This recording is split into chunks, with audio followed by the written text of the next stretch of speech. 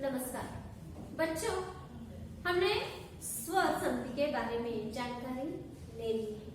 उसमें से एक जो पहला स्वर संधि का प्रकार है वह हमने देख लिया है। देखिए, उसमें हमने दीर्घ संधि देख ली है। अब हम आगे जो भी भेद है इसके बारे में जानकारी ले लेंगे। देखिए, दूसरा है गुण संधि। पहला कौन सा हुआ? दीर्घ संधि। अब है गुण संधि। यहाँ पर ये जो मैंने स्वर लिखे हुए हैं इसी पर सभी जो भेद है वह निर्भर है। देखिए, अभी तक हमने देखा अ, आ, ई, उ, जो भी है सजातीय उसमें वे दीर्घ ही होते हैं। मतलब अ के मिलाप से आ होता है, ई के मिलाप से ये होता है, उ के मिलाप से उ होता है। यह दीर्घ संधि में हमने देख लिया है।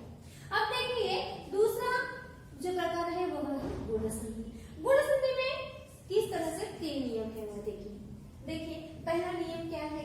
यदि अ या आ के सामने, यदि अ या आ के सामने ई या ई आए तो, ई या ई आए तो, ध्यान से देखो, अ आ के सामने ई या ई आए तो उसका क्या बनता है? ए बनता है, ह्रस्व ई। देखिए, मतलब यहाँ पर सिर्फ एक मात्रा होगी, ठीक है नहीं? मात्रा तो ए होगा, नहीं तो इसके बदले ए होगा, ए चिन्ह होगा, ठीक है नहीं? देखिए ध्यान से, अ या आ के सामने, इसी पर से क्या आधारित है? अभी हमने पहले देखा दीर्घ में अ आ होगा, ई होगा, उ होगा। अब हम फिर से यहाँ आते हैं। अ आ के सामने ई आया तो ए होगा, अ आ के सामने उ आया तो ओ होगा। यहाँ पर जो ह्रस्व है वो बराबर। और अ आ के सामने रु आया तो इसका अनु होगा। देखिए आप नहीं के नहीं, अ आ के सामने ई आया तो ए होगा, अ आ के सामने उ आया तो ओ होगा, और अ या आ के आगे रु आया तो उसका अर बनेगा। देखिए कैसे, उदाहरण मैंने यहाँ पर दिए ही है। शुभ जोड़ इच्छा, शुभेच्छा। देखिए, शुभ जोड़ इच्छा, इसका बना है शुभेच्छा। यहाँ पर देखिए, वह है मतलब यहाँ पर ओ है। अ जोड़ ई, इसका क्या बनने वाला है? अ के सामने अगर ई है या ई है तो इसका क्या बनेगा? ए बनेगा, ए बनेगा। ए बनेगा मतलब क्या? ये मात्रा बनेगी। तो क्या हुआ? शु भ, जैसे कैसे, मतलब यहाँ पर भ है, इन दोनों का मिलकर, इन यहाँ पर जो अ है इसका और इसका मिलकर क्या बनेगा? ए बनेगा, ए चिन्ह। तो ए यहाँ पर आया, शुभे इच्छा, मतलब इन दोनों के मिलाप से यह हुआ। समझ गए बच्चों? अगला है उमा जोड़ ईश। उमा, यहाँ पर जो आ है, आ और ई का क्या बना? ए बना, क्योंकि हमारा नियम ही वैसा है। तो इसका क्या हुआ? उमा जोड़ ईश, उमेश। अगला है गण जोड़ ईश। गण यहाँ पर अ है और अ के सामने ई आया तो उसका क्या बना? ए में रूपांतर हुआ। तो गण जोड़ ईश, गणेश। समझे? अगर देखिए, अब दूसरे के बारे में मैंने उदाहरण दी। यदि अ या आ के सामने, यदि अ या आ के सामने उ या उ आए तो उसका ओ बनता है, उसका क्या बनता है? ओ। देखिए, गृह जोड़ उपयोगी। यहाँ पर भी गृह में क्या है? ह मतलब क्या है? अ है, और ह में अ है और उपयोग में उ है, तो उसका क्या बनेगा? क्या बनेगा? ओ बनेगा, मतलब ए चिन्ह बनेगा। तो इसी कारण हुआ क्या? गृह के जाने की जगह पर ये ओ है, ओ आया, और उपयोगी पयोगी यह हुआ, गृह जोड़ उपयोगी। समझे? यहाँ पर देखिए, दूसरा महाजोड़ ऊर्जा। यहाँ पर आ है, यहाँ पर दीर्घ उ है, महर्जा। समझ गए? अगला देखिए, रू, तीसरा नियम, इसके बारे में मैंने ये उदाहरण दिया है।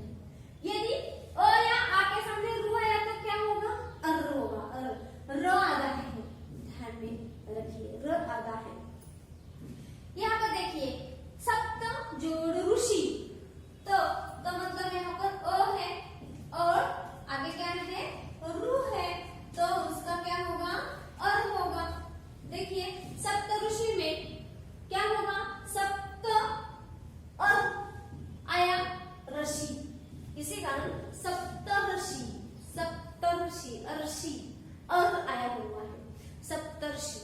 अगला है राजा, राजा, तो राजा जोड़ ऋषि क्या होगा?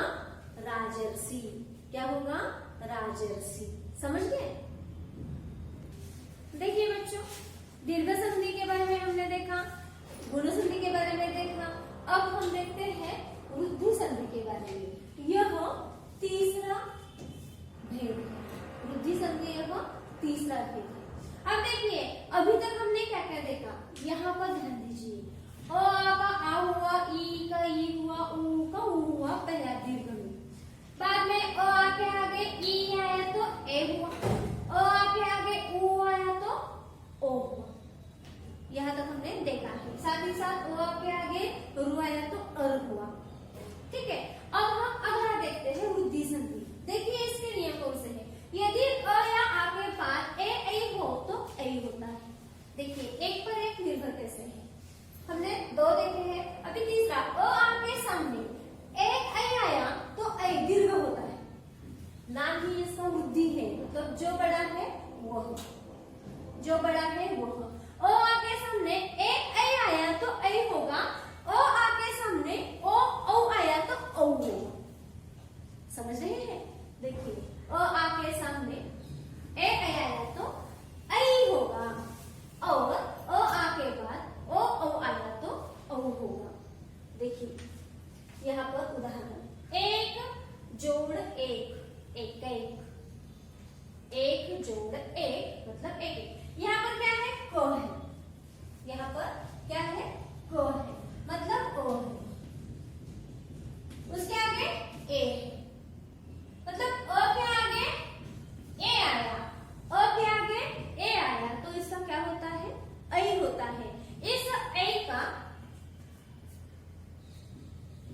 चिन्ह कैसा है? ऐसा है, और औ का चिन्ह कैसा है? ऐसा है, ठीक है? तो ए चिन्ह यहाँ पर आएगा, इसी कारण इसका क्या हुआ? ये क और ए, मतलब यहाँ का अ और यहाँ का ए, ये मिलकर क्या हुआ? ऐ हुआ, और इसी कारण इस क पर इसका जो चिन्ह है यह आ गया। बराबर, मतलब एक जोड़ एक, एक एक। समझ गए? दूसरा देखिए, मत जोड़ ऐक्य, मत जोड़ ऐक्य, तो ऐ ही होगा। यहाँ पर त में अ है, अ के आगे ऐ आया है तो उसका ऐ होगा, इसी कारण इसका क्या हुआ?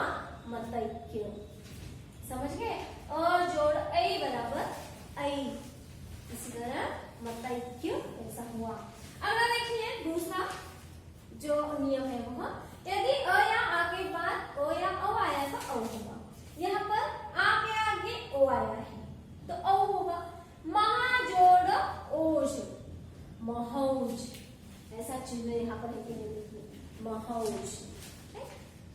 इसी तरह से दूसरा उदाहरण, परम जोड़ औषध, परम यहाँ पर अ है और यहाँ पर औ है, अ जोड़ औ, औ। ठीक है, तो यहाँ पर परम औषध ऐसा इसका रूप हो चुका है। पहले क्या हुआ? देख लीजिए, एक जोड़ एक, एक एक हुआ, मत जोड़ ऐक्य, मतैक्य हुआ, महाजोड़ ओज, महौज हुआ, परम जोड़ औषध, परमौषध ऐसा हुआ। देखिए बच्चों, हमने दीर्घ संधि, साथ ही साथ गुण संधि और वृद्धि संधि के बारे में जानकारी ले ली है। अब हम अगला देखते हैं चौथा यन संधि। देखिए पहले में हमने देखा अ का आ हुआ है, ई का ई हुआ है, उ का उ हुआ है, ठीक है? अ के सामने ई आया तो ए होता है, अ के सामने उ आया तो ओ होता है, अ के सामने उ आया तो अर होता है। यहाँ तक हमने देख लिया है। अब देखिए यन संधि में ई या ई के आगे, ई या ई के आगे, ई या ई के आगे, ई को छोड़कर, मतलब उन्हें ही छोड़कर कोई दूसरा स्वर, मतलब इनके सामने इन्हें छोड़कर इसमें से कोई भी आए तो उसका क्या होता है? य होता है, आधा य है, हलंत है इसे। देखिए इस ई के सामने ई को छोड़कर बाकी के कौन से भी स्वर आए तो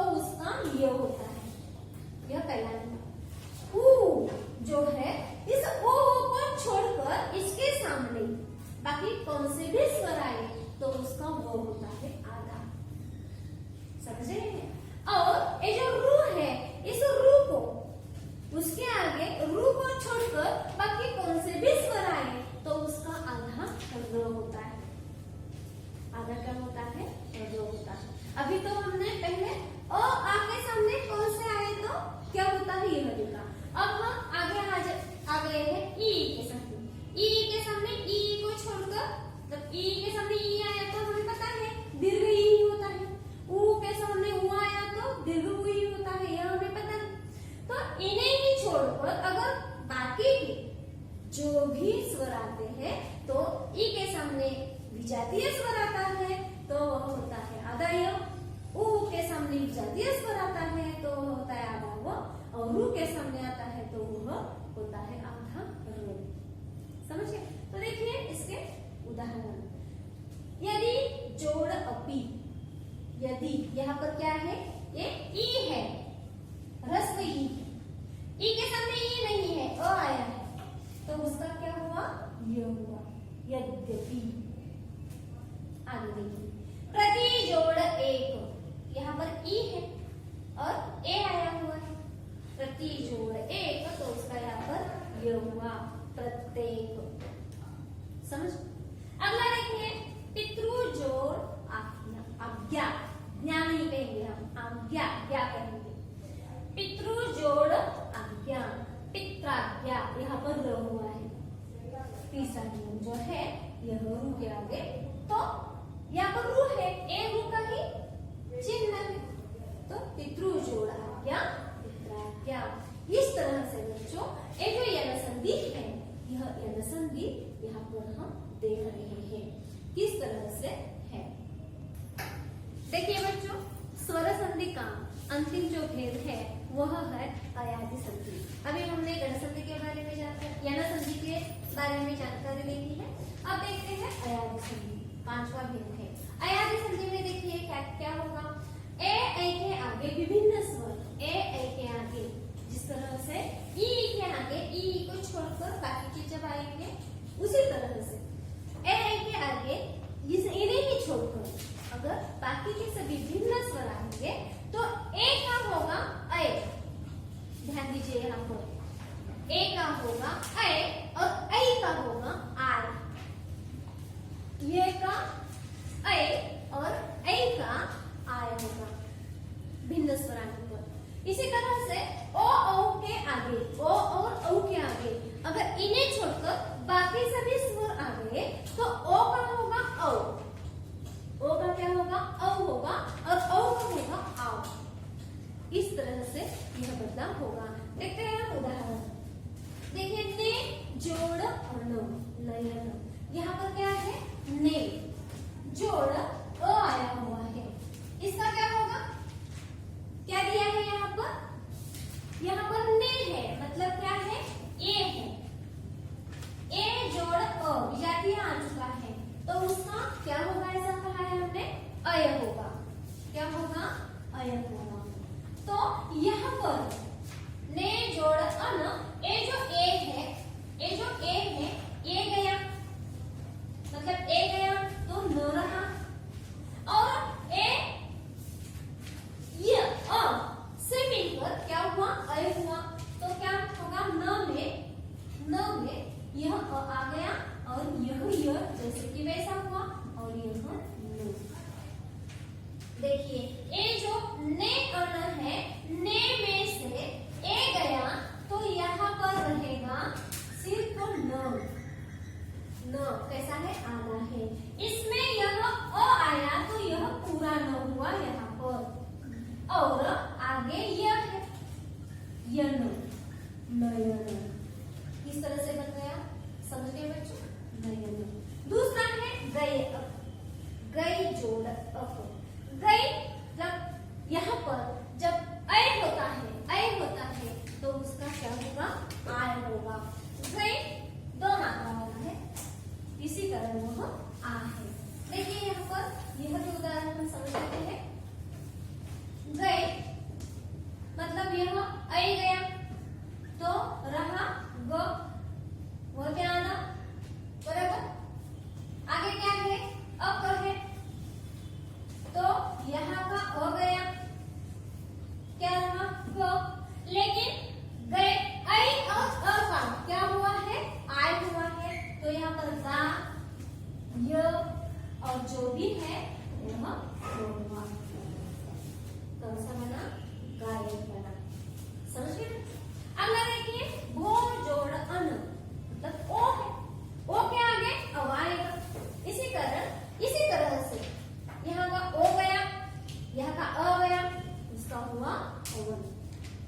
हुआ भवन, भवन, समझे।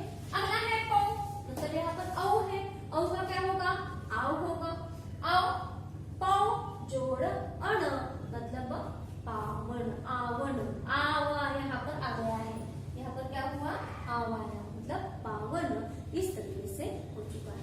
देखिए बच्चों, इस वीडियो में हमने क्या क्या देखा। पहला जो है द्वितीय संधि में अ का आ होता है, ई का ई होता है, ओ का ओ होता है, बराबर।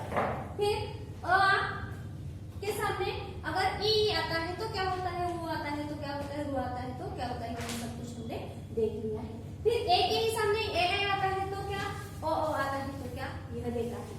फिर ई के सामने ई छोड़कर आता है तो क्या, ऊ छोड़कर आता है तो क्या, रू के सामने रू छोड़कर आता है तो आधा, यह हमने देख लिया है।